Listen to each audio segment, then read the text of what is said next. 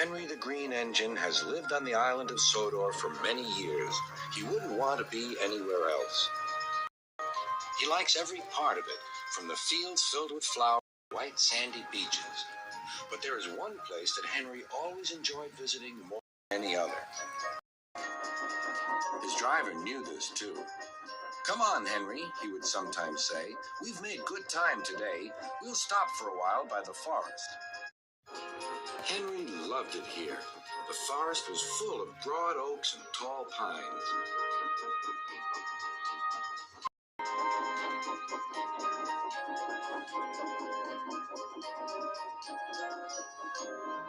Henry could remember the day long ago when he and Toby brought some new trees to be planted, and Terence and Trevor helped haul them into place. Now he could see the trees growing amongst the others on the hillside. Henry always felt better for being here. He couldn't really explain why, but his driver understood. "It's peaceful," he said to Henry. But one night, everything changed.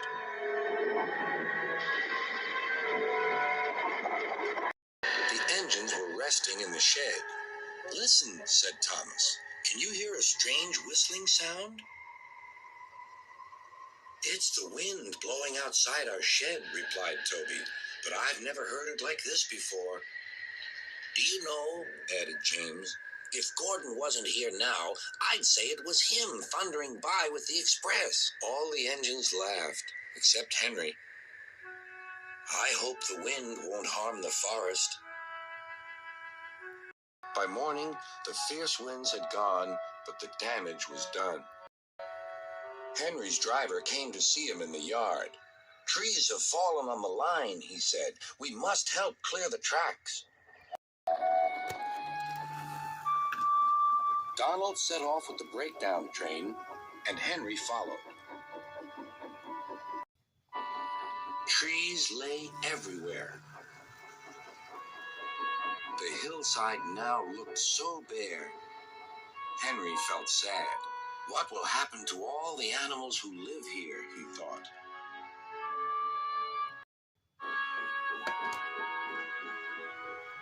When Henry's flat cars were full of logs, he took them to the timber mill where they would be turned into furniture and other things.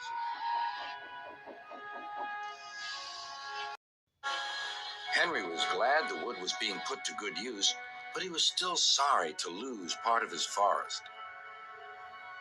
"Oh dear," sighed Toby to Thomas. "I wish there was something we could do to make things better again." "Yes, indeed," replied Thomas. "But what? We can't mend broken trees." "Hello, Toby," said Sir Topham Hatt. "You do look glum." "I'm sad about the trees," said Toby. "And so is Henry. The forest is a special place to him. Now some of it is gone." "We'll soon put that right," replied Sir Topham Hatt. "I have an important job for you, Toby. I would like you to take some freight cars to the forest." When the freight cars arrived, Toby was delighted. They were full of splendid young trees all ready for planting. "This is the best job I've ever had," said Toby happily. When Henry returned, he was most surprised. There were Terence and Trevor busily helping the workmen clear the torn stumps and branches. "Look, Henry," called Terence, "we're beginning again. The hillside will look better than ever before. You'll see." Now, whenever Henry stops by the forest, he can see the new trees growing strong and tall.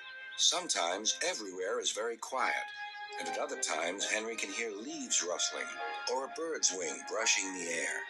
Often he can hear the distant sound of children laughing, and always he is happy here.